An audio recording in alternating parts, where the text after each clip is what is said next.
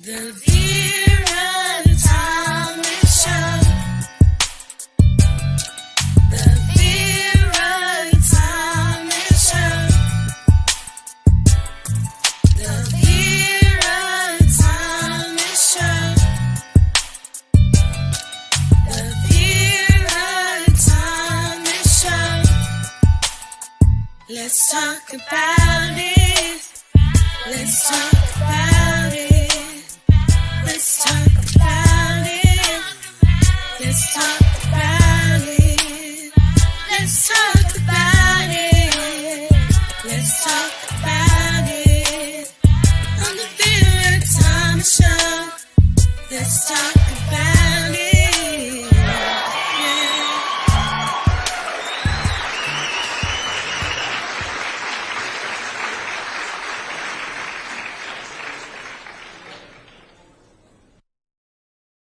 Hello, hello, hello. I am having some technical difficulties tonight, so bear with me. I may be delayed in my just talking, but we're here. And I'm so grateful that I have my guest tonight, Maree, and she is from Australia. How are you? Hi, everyone. Hi, Vera. Thanks for having me. Yes, I am in sunny Australia. It's about 9 a.m. and it's a little bit cold because it's our winter now. Yes, it's your winter, and I am so happy that it is our summer. I hate winter. I I I hate hate winter too. I hate being cold, and we've had some wonderful weather these past couple of days in the 80s, almost 90. Oh, And nice. No, I don't complain. I don't complain about the summer because I hate winter. It can get as hot as it wants to get, and I will not complain. But so much for that. Let's talk about you. Now, and Maree, how do you pronounce your last name? I'm afraid I didn't want to say it because it was, how do you pronounce it? I pronounce it Santa Rosa, Okay. like Maree Santa Claus. Santarossa. That's So it. I'm happy that you're here. And I'm just going to briefly share because you're going to share more. But Mm.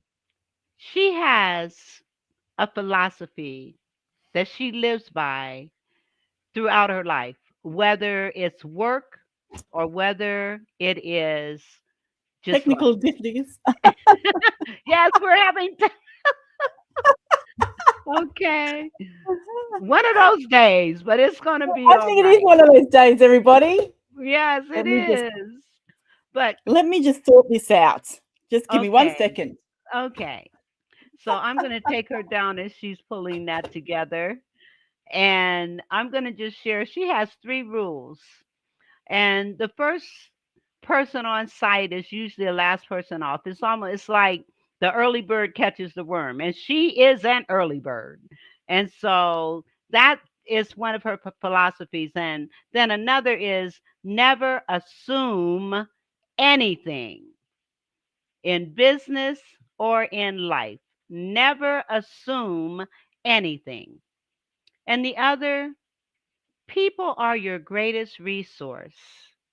People are your most valuable asset.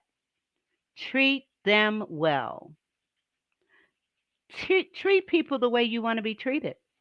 In essence, that's her philosophy. So I'm going to pull her back up. And I end it with saying, treat people the way you want to be treated.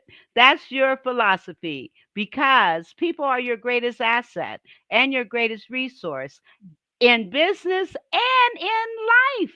Yeah. But I'm going to stop right now and I'm going to give you the floor. And I want you to share, what was your childhood like and how did it impact you? And I'm going to just move off the screen. Hi, everyone.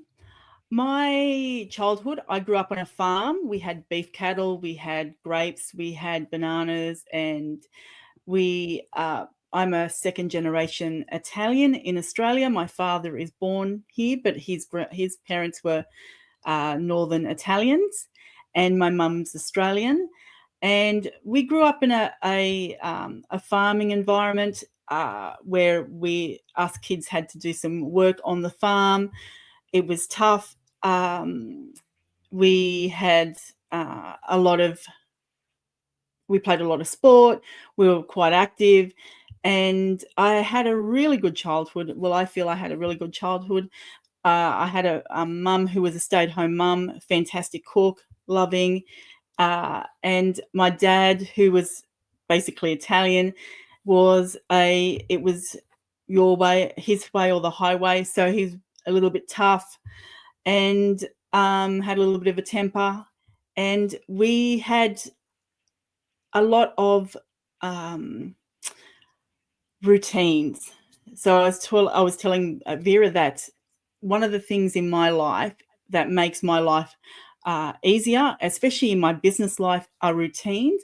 And my mum is a routine lady, my dad's a routine man, and my two sisters are routine people, and I am as well. And I think that has set me up to be in my life, to be successful with routines. I also realised that, speaking with Vera before, that I like to hedge my bets when it comes to income sources, and it allows me to feel secure. Now, I've just realised why. Because we were farmers, and if we had a storm and it took out our whole crop, then we didn't have there was no insurance, there was nothing like that. It basically wiped us out financially for until we could recoup with another crop. And I think that's what it is. I hedge my bets because of the lack of control my parents had with the weather and their crops, and this makes me feel secure. So if something happens in my life, I still have another income source somewhere else that I can work on, and that's basically what it is. And Vera, I want to thank you, because I didn't realize why I was so hell-bent on always hedging my bets. And it's only in income. It's nothing else. It's crazy. Absolutely crazy. But because you grew up in when there were times when, if the weather had anything to do with it, you guys were at a loss. And Yeah. so it made you want to make sure that you had several streams of income, so Yeah. that if anything happened to one of them, you'd have something else to fall back on. That's And right. that's why today we're talking about when one job is not enough, Mm. and being able to look at that. And one of the and I've got the hiccups. One of the questions that I asked you offline was, how did your father, feeling his way or the highway, how did that make you feel? And how did it shape you to be the person that you are today? Well, I hated it. I hate being controlled, basically. I think and but he also has two sides of him. He's very loyal as well. And I think when he has his routines, and his way of the highway, he basically showed me his routine. He's a routine person, and I learnt to have the same routine.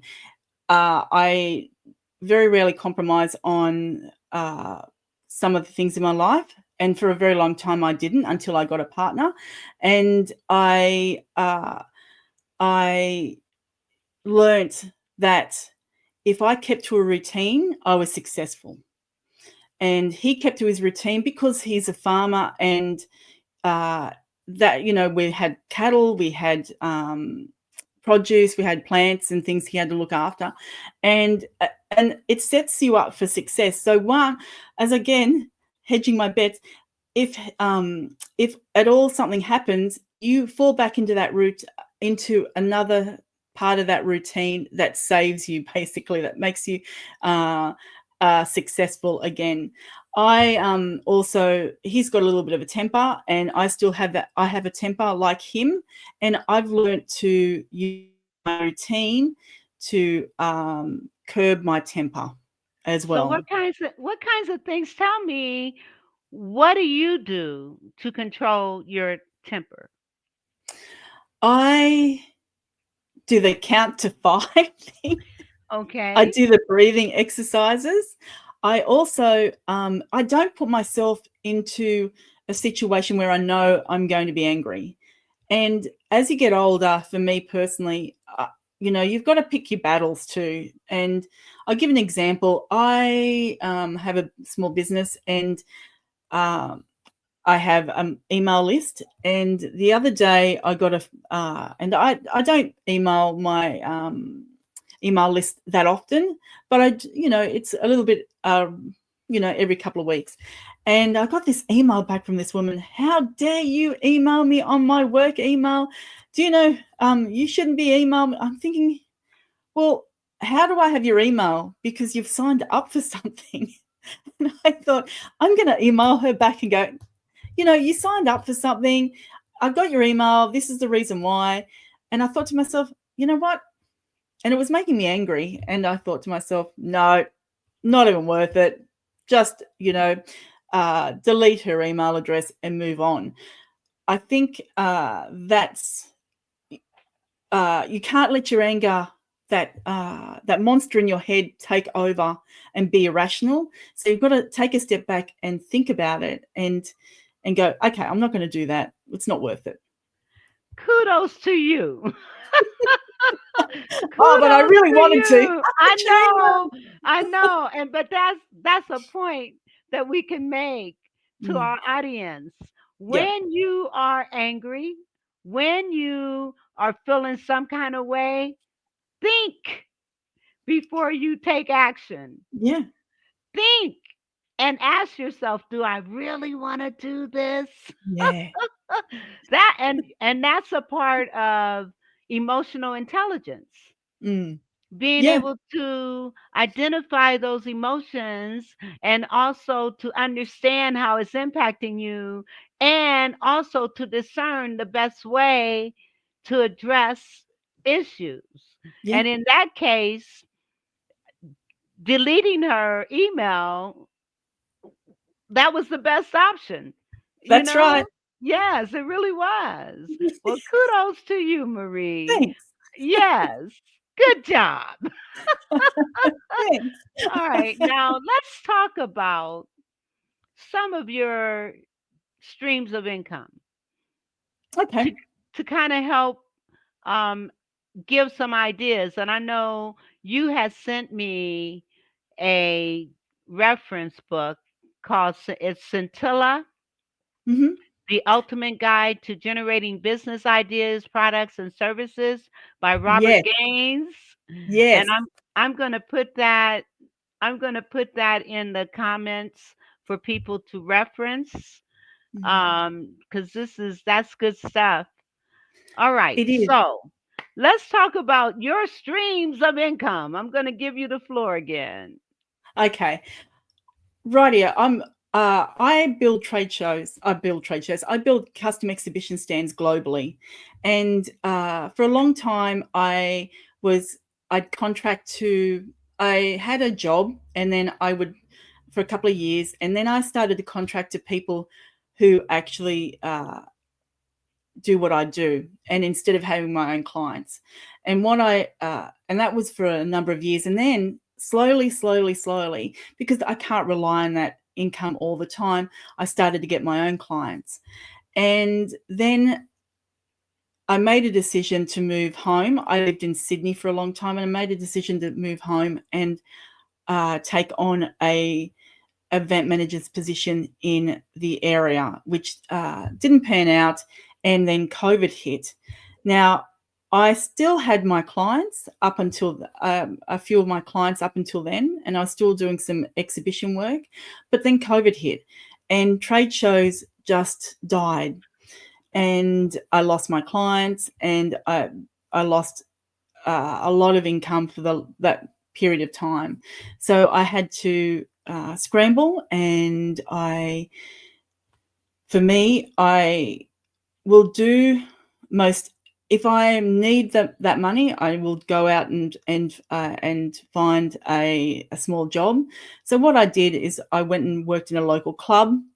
I started to build my business back up with exhibitions, and I was really struggling for extra cash because I had mortgages to pay. I had a mortgage to pay.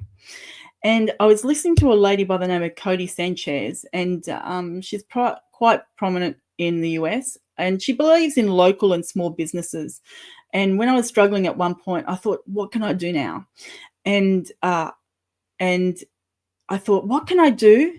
And that's simple and easy, and I can do it at home, and I don't have to spend a lot of money. And I thought, okay, I can do a laundry service because I have a massive 14 kilo or a massive washing machine. I'm not quite sure what 14 kilos is in Imperial, but it's massive. So you know what I did? I put it out on Google Maps and Facebook posts on local groups, and I basically did a wash and dry fold service at home, because all I was doing is washing the clothes and hanging it on the line and folding them, and people would come and pick it up. And I used the Robert Gaines book to basically go, now take a moment, take yourself out of that stress and think to yourself, start writing down ideas and think to yourself, what can I do here just to get some income in? And when you have a quiet mind and you take a step back from the stress, that's when those ideas come. And that's what I did. And then my exhibition business started to pick up again. And I thought to myself, what can I do if this happens to me again? Because with trade shows, they're a physical thing.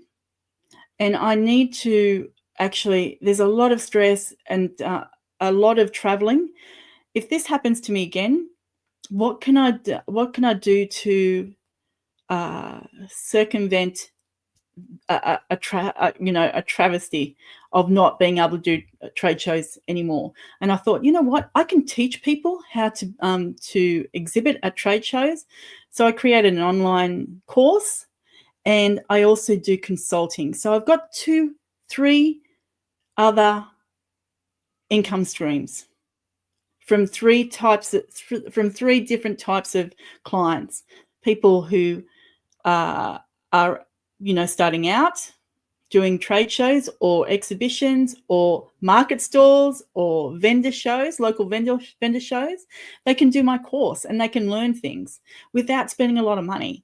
And then I've got the other people that have done trade shows that want to push themselves a little bit more and make more sales, and with my consulting business. And then I've got the custom exhibition stand side of things. So as I said, I always hedge my bets, and it makes me feel more secure. That's beautiful. Okay, so let me ask you, let's talk about the vendor shows and things like that versus trade shows right now. Mm-hmm. For a small business that wants to get their name out there, and they have product or they have services that they can offer, what kinds of things can they do to build that business? Yeah. Okay. So if you've got a product or service and there's a local vendor show, I'm going to use the beauty industry as an example, because a lot of women have that second side hustle, and it's usually something to do with beauty. It could be a new moisturizer or a little bit of makeup. And there's shows out there in your local area that will provide you a platform to sell or to promote your product. And they're usually quite small, and that's what you want to do. You want to find these small niche markets where you can set up and sell your product. The thing is, I want to stress that vendor shows, trade shows, expos, and market stalls, yes, you want to sell your products, but the thing is, with these types of platforms, I'll call them platforms, they are relationship builders.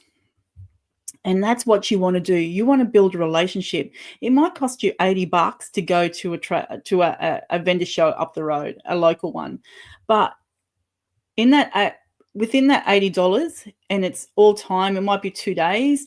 You might spend a lot of time talking and not making a lot of sales. But what you want to do is that you're building a relationship with your future clients. Love it. And I love yeah, it. and that's the key. And it's the start. A trade show, an expo, a vendor show, a market stall, that's the start of a relationship.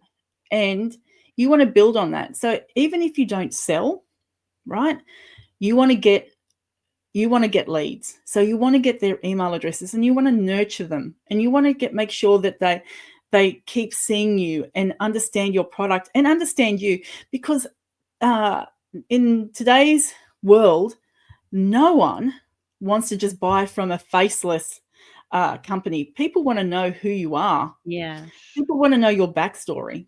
People want to be part of your life, basically. And that's what you want to do. You want to build relationships with those people, with your clients, and bring them into the fold. Don't think that you don't think that selling you don't think that if you don't sell your product at a vendor show or a market stall is a failure. It's not. It's just the start of building relationships, and that's what you need to do. I agree with you 100%. And I have an example of what you're talking about that's coming up this Saturday. We are doing a fatherhood cookout. Mm, We've got massagers who are going to do 10-minute shoulder massages for the mm, fathers for without cost. They'll have a tip jar if anyone chooses to give them a tip. We have 4 barbers that are going to mhm, be there to cut hair, and they're doing it for free. We have 3 hairdressers that are going to be doing braids and mm, retwisting and things like that. Now and then we have someone in the beauty industry, Mary Kay, and she is going to be doing facials for the fathers as mhm. well as promoting her men products. But all of this stuff, all of these vendors are doing this for free.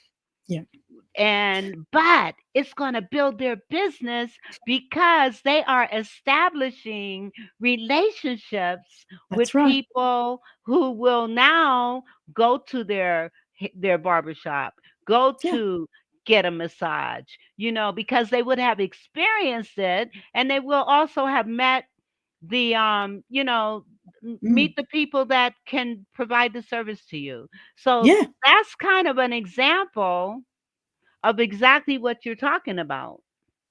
That's exactly right, Vera. And that's what you want. If you're a small vendor, this is a prime example of what sort of if you're starting out or you want to build your email list, your relationships with new clients. This is a prime example of an event you should be doing. And the thing is, though, these vendors need to capitalize on this. So they can't just think, and this is what happens, right? People go, I'm going to go to a trade show or expo, and they spend, and I'm talking on a grander scale now, they'll spend $4,000 or $5,000 to be at this trade show, and then they walk away and they go, oh, I got nothing from it. It's because they haven't capitalized on it, and they have to get leads and they have to build relationships. So the lead capturing is the big thing. So I suggest any of your vendors have a sign up sheet. Well, let me tell you how it's going to work. Oh, We good. have, okay, right in front of those that are providing these services, there will be a table, Hmm. and there will be a sign up sheet Great. for each category. And in order for us, so that we don't want people standing in line, they should be Mm. playing with their kids. Yeah. So when it is their turn, they will be text. We'll send them a text message. So we would have captured their name and their phone number for these vendors to reach out to them. Wow. Good idea. Good Thank idea. Yes, so we're excited. And actually, I wasn't going to bring this up, but this is a perfect example of what you can do to promote yourself. Mm. And you can do it all summer because Yeah. all kinds of things are going on now. Mm. Yeah. I mean, right now in this city, there are about 5 or 6 events Mm. on Saturday, and Mm. vendors could move from one to the other if they chose to. Mm. And so this is a perfect opportunity for looking at an additional source of income Mm. based on your purpose, your passion, your vision, Yeah. just as you help others. Yeah. So Yeah. let Yes. So how did you get into this business? Okay. So, um, I like building things. I like taking a design, something on paper, and making it live. Do you mean making it and constructing it? And part of me, I think it comes from one of my jobs at when I was a kid, and I mean a real kid, like 5 years, 6 years old. I used to have to make banana crates for the bananas to go to market. So I used to sit Uh-huh. there with a hammer and with At timber 6 years flat, old? and I know. And then used to have to, we had a stencil with this, I don't even know what this stuff was, but with this black stuff that I used a scrubbing brush, and I'd stencil the boxes. And I really enjoyed that. And I enjoyed metalwork and woodwork at school. And I, I actually wanted to, I remember this vividly. I wanted to do tech drawing at school. And somebody said to me, oh, only boys do that. And I remember where I was at my school. And I remember where this, I think it was a teacher said that, only boys do tech drawing. Now, tech drawing in those days turned into architecture. And and this is the 80s. I'm 55, by the way, everybody. And I look back and I go, I should have done tech drawing because I enjoyed it. I enjoyed that construction side of things. Then in the late 90s, I got a job in a sign industry that's in Sydney, and I used to look after the major signs in the city that were on rooftops uh, throughout Sydney. And if anyone's been to Sydney, there's a massive big Coke sign. It's a big neon sign. I used to look after that, and I learned project management through that company. And then I went and applied for a job in the paper that said looking for a production coordinator who in the trade show industry. This is not an event manager's position. You need to understand construction. And I thought, oh, this sounds good. And it was a perfect job for me because it had timelines, like drop dead timelines. So we Routine. know, yeah, and I love a timeline and I love a deadline. I work really well with deadlines, and there was a lot of that, multiple. Like, I'll give you one example. My first year, I think I built over 70 trade show exhibits across the world. So it was stressful. There's a lot of travel, a lot of construction, and a lot of fun. And to have all that with my routine, I just loved it. And to be honest, I've tried to get out. I try to get out a lot of times, but it just pulls you back in because there's something about this industry that is exciting and rewarding because you walk away, you go, oh, I've just built a shop for somebody to sell their products on, and it looks good, and they're happy, and they make money from it, and I think that's what you want for your clients, and that's what you want for people is to succeed and make money from what they're doing. But let me say this clearly. This is your passion and your purpose. Mm. And the kicker is at the age of 6 years old, you were walking in your purpose. You were walking in your purpose at 6 years old. Yeah, I know. It's hilarious.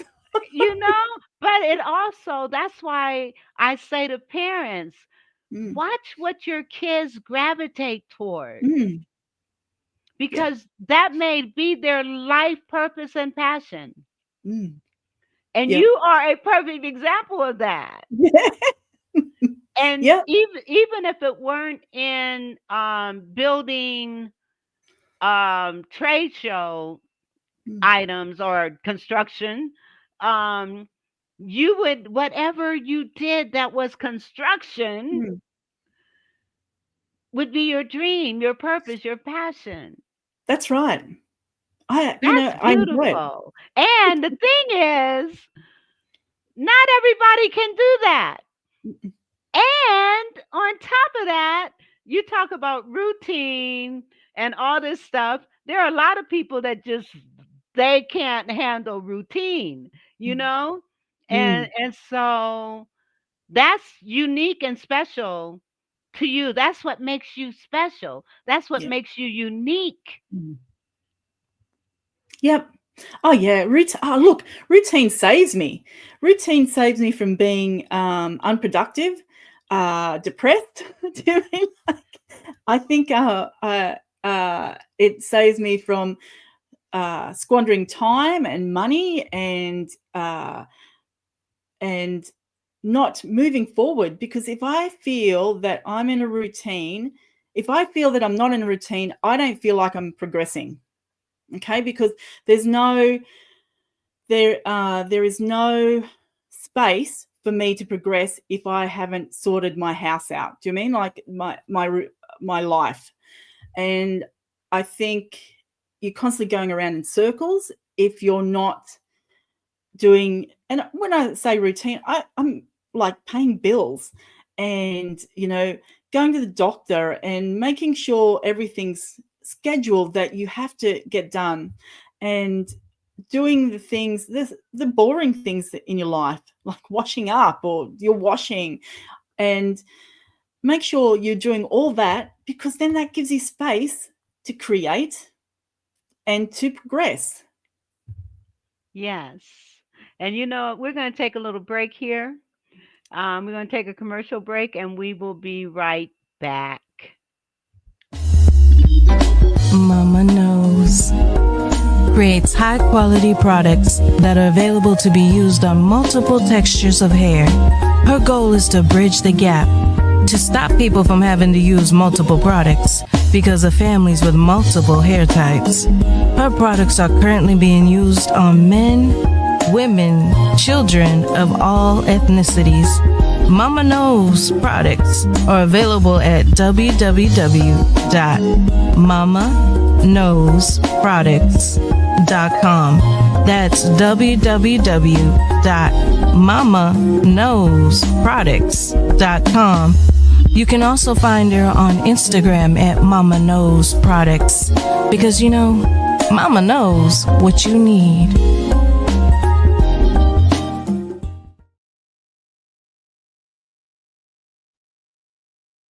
Want to check out Mama Knows products because they smell great, they work wonderfully, They are shampoos, moisturizers, hair serums, every product that you need for your hair is Mama Knows products. And you should check her out. Why?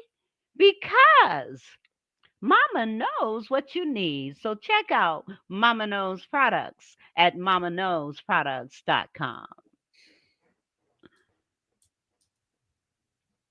All right, here we are.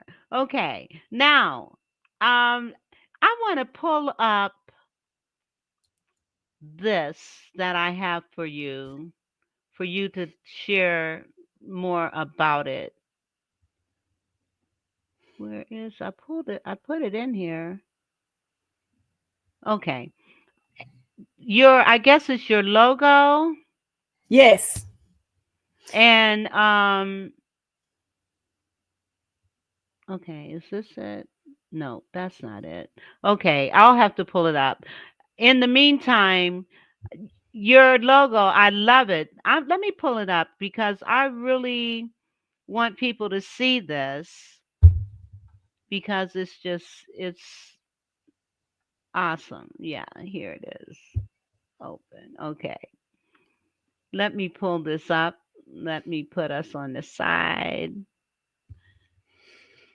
And it's called 44. Let me move Mama Projects. Products. So tell me more tell me more about 44 projects. Okay. Rightio. Well, I'll explain to you what where the 44 comes from. It was my locker number at school, and it's always been my favorite number for some reason. And I see it all the time, and I thought, you know what, I'll just call my business 44 Projects because it's my favorite number. And then as you can see my logo now, for the last 8 years when I spent in Sydney, I actually rode a scooter. Oh, did I you? didn't have a car. I loved it. It's I went to Vietnam for a holiday, and I stepped out. It was about 9 o'clock at night. It was stinking hot. And I stepped out in the Ho Chi Minh City, and I went, oh, this place is awesome. It's so crazy. And all these scooters. And I thought, this is my type of place. And I fell in love with scooter riding. And when I got home, I had a choice of either buying a car or a scooter.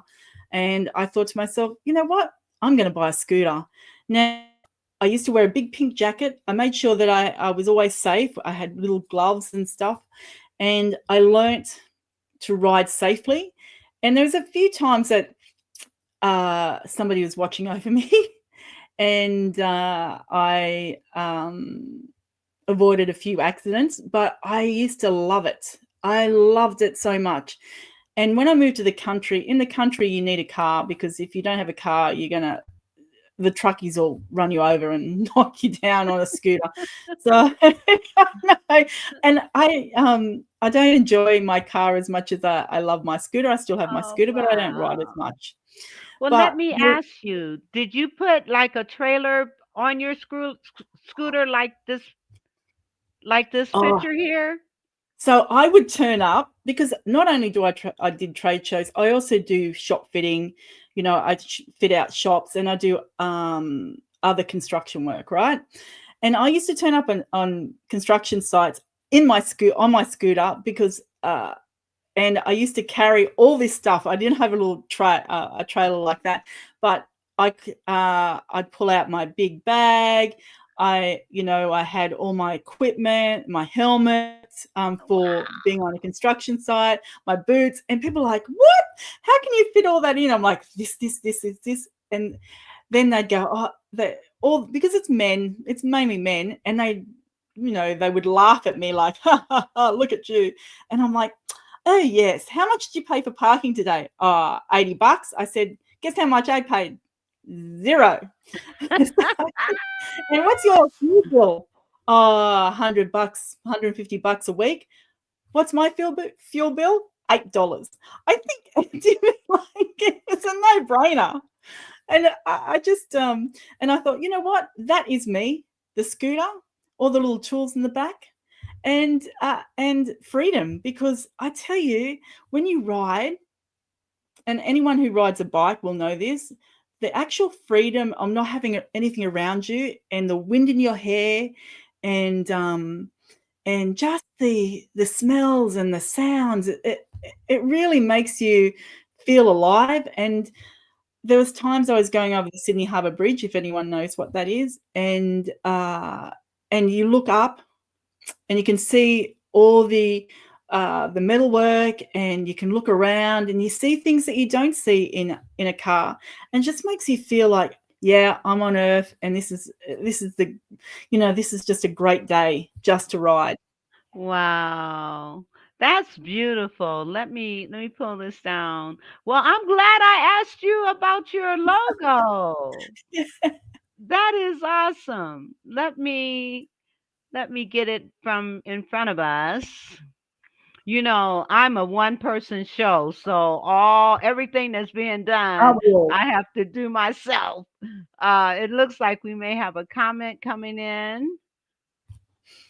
Okay. Oh, that was me. Okay. All right. So you actually you're fascinating. And what's Thanks. fascinating is you like routine.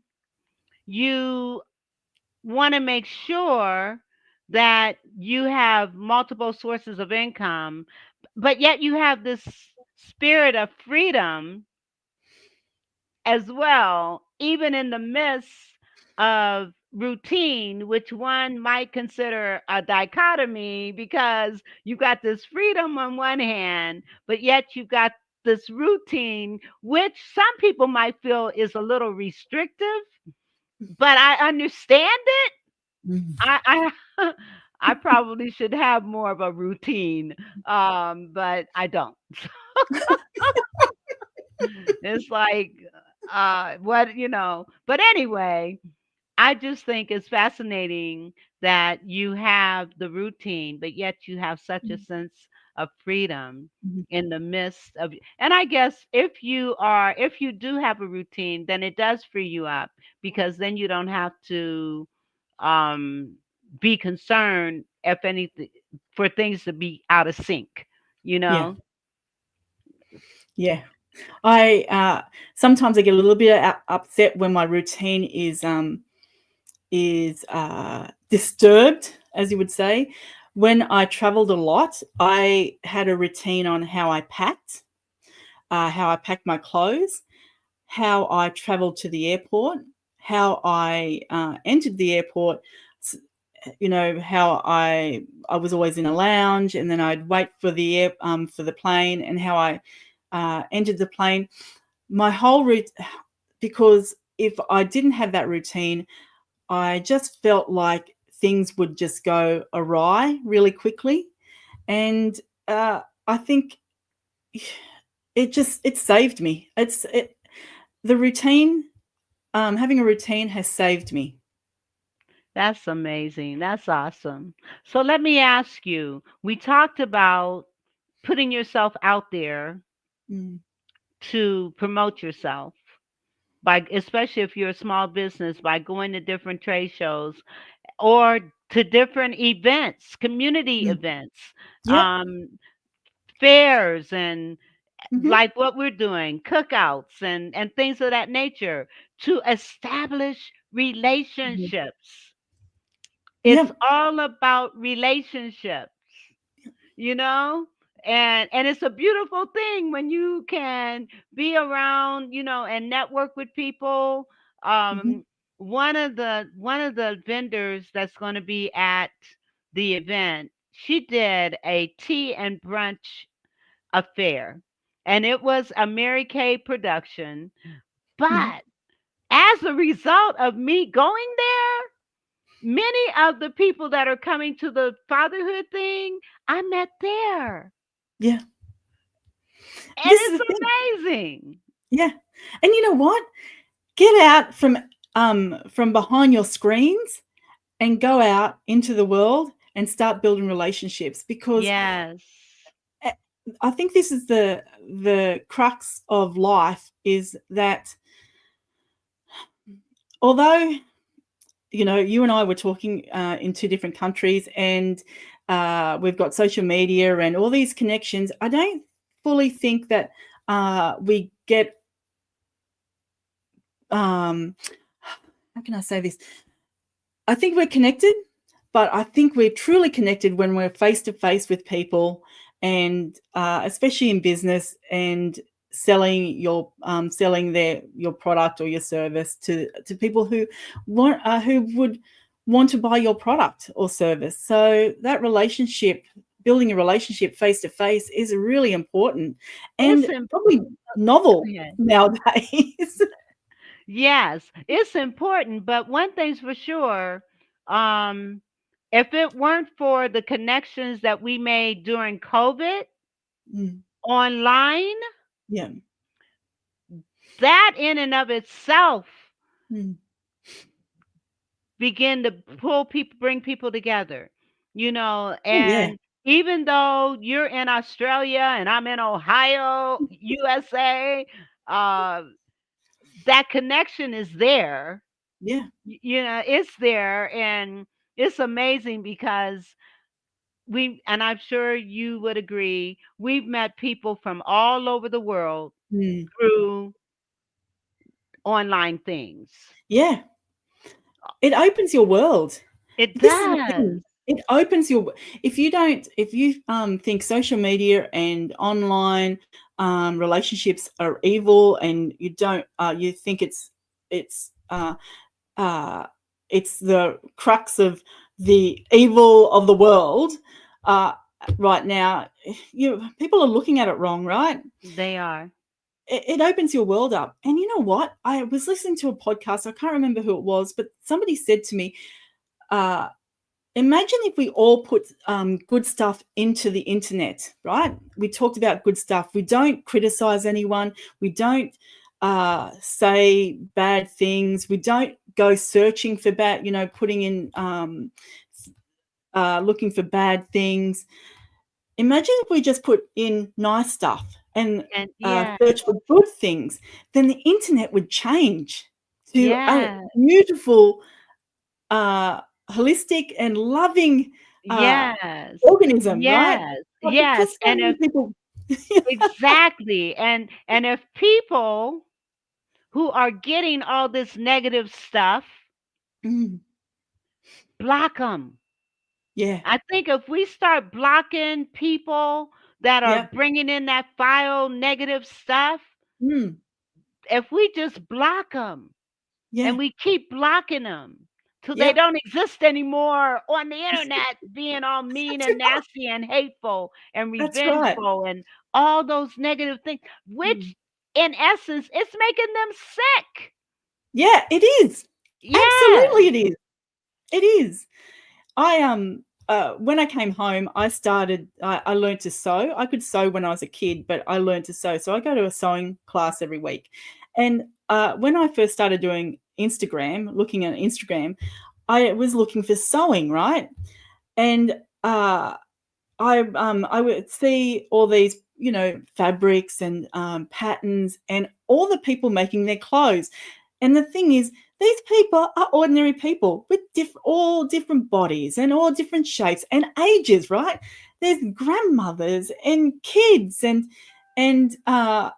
just putting their stuff out there because they've made a dress or a shirt, and they look, that's normal people, and it's nice, and there's no bad language, and there's no bad comments. It's all support. And I think, and that makes me realize that what we're putting into the internet is what we're getting out. So if you're putting bad stuff into the internet, you're always going to get bad stuff out.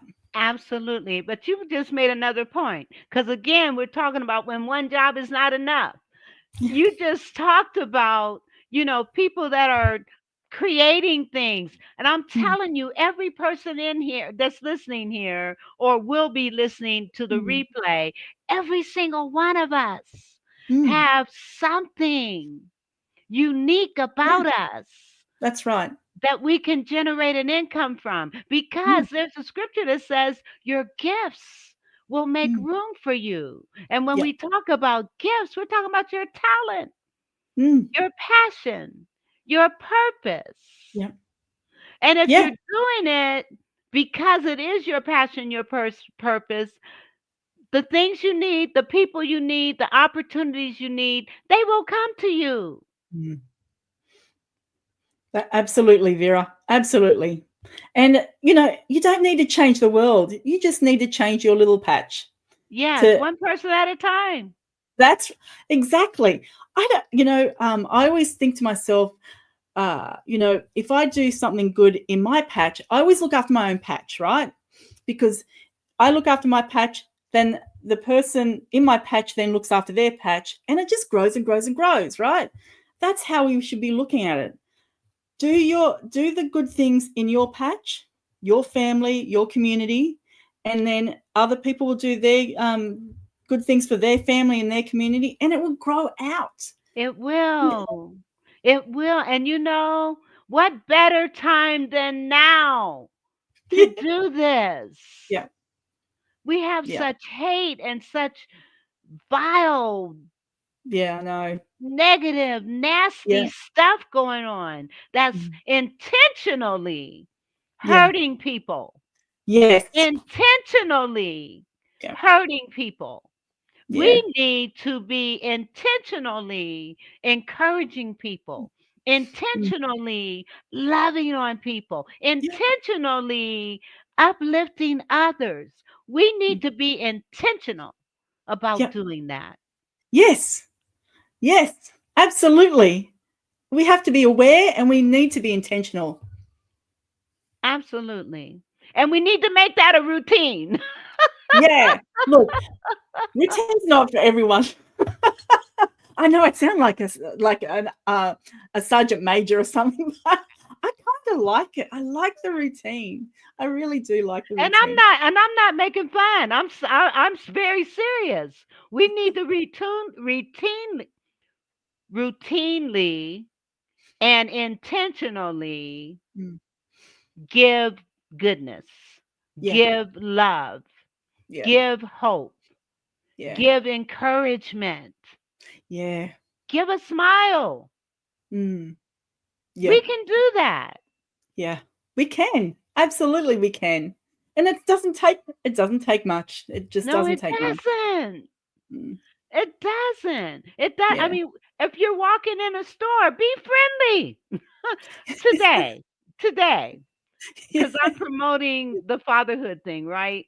Yep. And I went to the store, and as I was walking to the door, this other lady, she was coming, and she looked at me real strange, and I went in first, and I held the door for her, and she just walked in, didn't say thank you or anything, and I Oh, said, that "You're drives me welcome."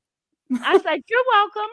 And I kept on going, because people don't have to be nice, but we can choose to be nice. Yeah, Listen, that's I right. have a commercial I'm going to play right quick that's really going to promote the fatherhood thing. So Okay. bear with me. Let me play it. Father, provider, protector, role model for a son. The image of the man that will be the husband of your daughter when that time comes. What's best for your children should be concern number one, regardless of any obstacles a father must overcome. Sometimes the injustices of our society towards many of our fathers can make it hard to stand, but you gotta stand and be a man and a father to your children in every way you possibly can. Demonstrate their worth through you by the words that you say and the things that you do. Don't ever put your children down or call them out of their name. They may become whatever you claim. Lift them up to higher ground. Let their inner beauty be seen, be found. Show them and tell them how special they are. Be the light. Be the light. Be the light to take them far. Show them and tell them how much you really care, and let them know no matter what, you will always, in all ways, be there. Pray that our fathers will be guided by the light to lead their children in the ways that are right.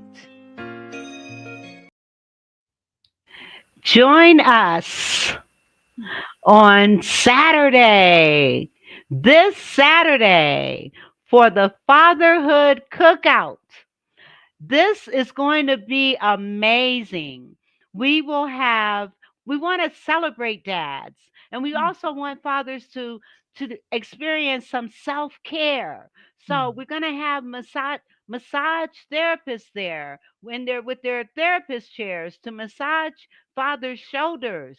We're going to have hair cutters, barbers to cut hair, your children's hair, your hair. We're going to have braiders that's going to braid hair, or for fathers that may have dreads, we're going to retwist your dreads. Your little girl that needs braids, we're going to braid her hair.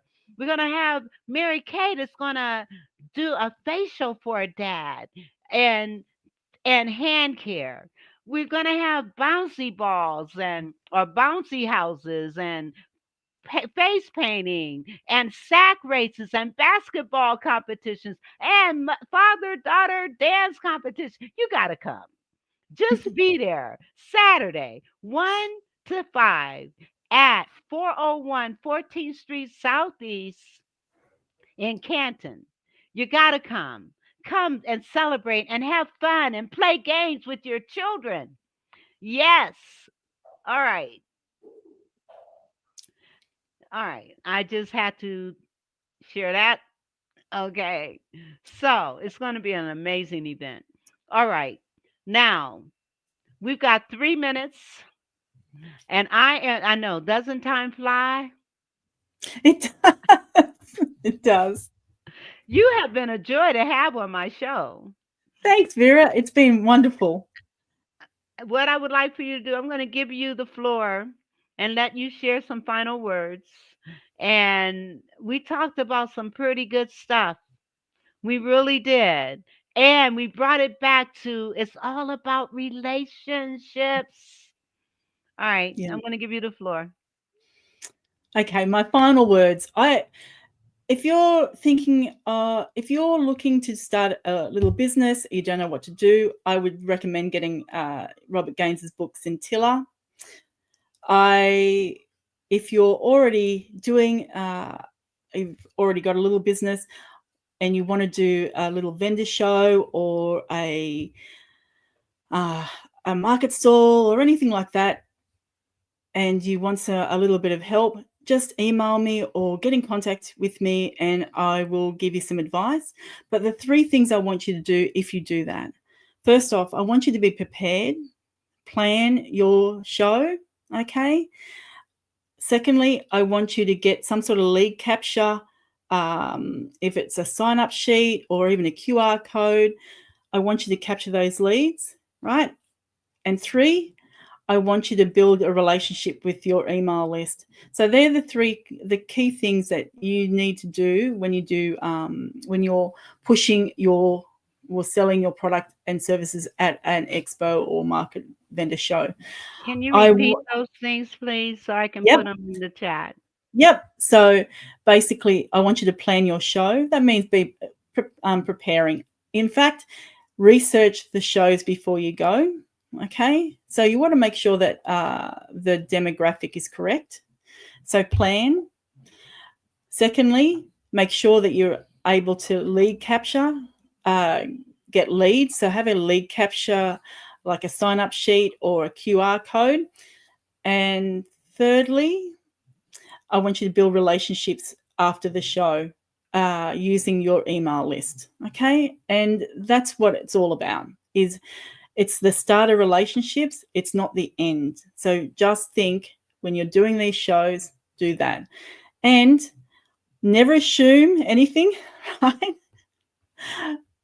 Always be the first one on site and the last one off site. So the early bird catches a worm. And people are your best assets, and treat them well. Love it, love it, love it. Well, thank you very much. And I want to thank my listening audience, those that are listening right now, and those who may listen to the replay. Thank you so much. We will see you. I hope to see you, fathers, on Saturday at the Fatherhood Cookout with your children. Grandfathers, uncles, cousins, bring children to the park and then experience some self care and some self love. Yes, just come on down Saturday. And I'll see you also on Tuesday for my next show. And with that, we want to Thank just you. thank you all for being here. Thank you so much, Maree, for being Thanks, Vera. here. And Thanks, Vera. yes, you're welcome. And God bless you all, and we'll see you next week. I'm going to pull you down and we'll be back.